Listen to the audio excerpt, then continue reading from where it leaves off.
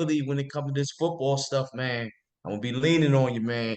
The show gonna need you, man, for that much, man. And Hey, pressure on me. Let me wipe the sweat off. You know what I'm saying? okay. Well, with that said, man, I'm gonna get right into this, man. Kaepernick.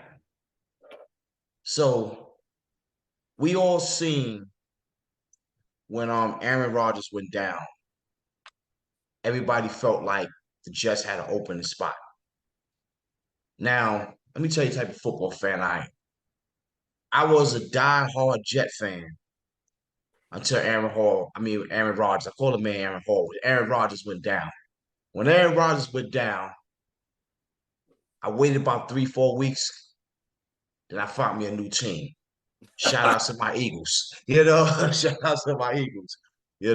Shout out to my 49ers and shout out to my Chiefs. So that's the type of fan I am, just to be crystal clear.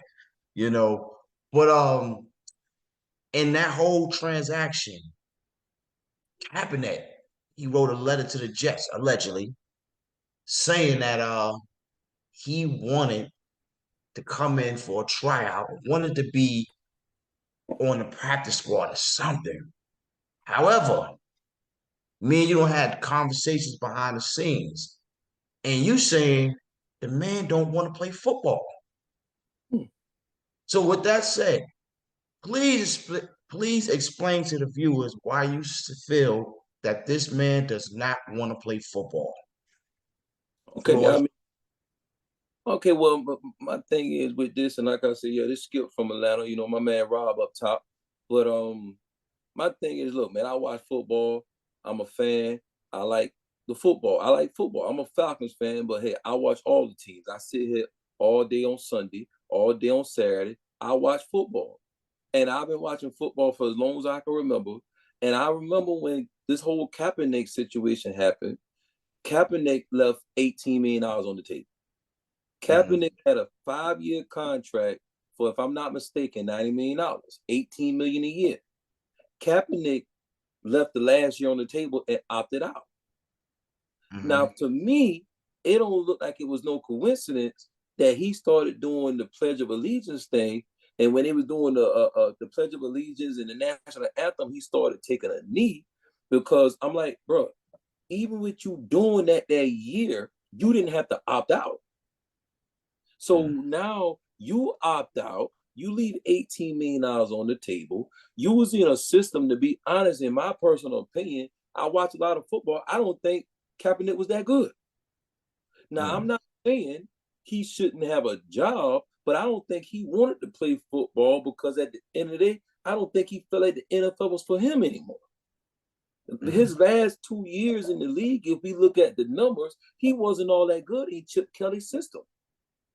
And I personally look at stuff behind the scenes as well. When you took a knee, and if you was really trying to make a stance, then why did you take Nike money? Him and the NFL worked the deal out. The NFL gave him a settlement that was, he couldn't speak on. It was a closed settlement. Then you got an endorsement deal from Nike.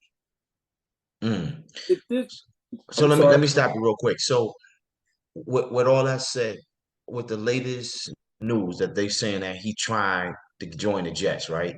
So what do you think? That's a ploy? What if the Jets say, come on? Or is it a possibility he know that they're not going to say that? I think it's a strong possibility that he knows they're not going to say that. But the Jets, do not get it twisted. The Jets have a squad. They're just lacking leadership at the quarterback position.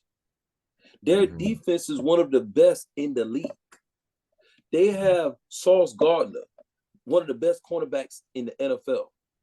On the offensive side of the football, they have Garrett Wilson. They brought in almost all Aaron Rodgers' boys from Green Bay. It's Green Bay 2.0. So it's not saying they got a powerhouse on offense, but if you look at the Jets, they're not getting blown out. So Kaepernick, by some happenstance, was to get that call from the Jets. It's not like it's a situation where he had to put the team on his back. So do he fit in over there? To be honest, he doesn't. He doesn't. Mm, He doesn't doesn't. because I mean, to me personally, Zach Wilson gets a lot of heat because I mean Zach Wilson. Let's keep it real because we're talking about football. Zach Wilson was drafted out of BYU, number 2 quarterback. First of all, Mm-hmm. man came from BYU. So what you Mm-hmm. expect? What you How, expect? well, it's not like he playing against SEC football like Alabama's and the Georgias of the world.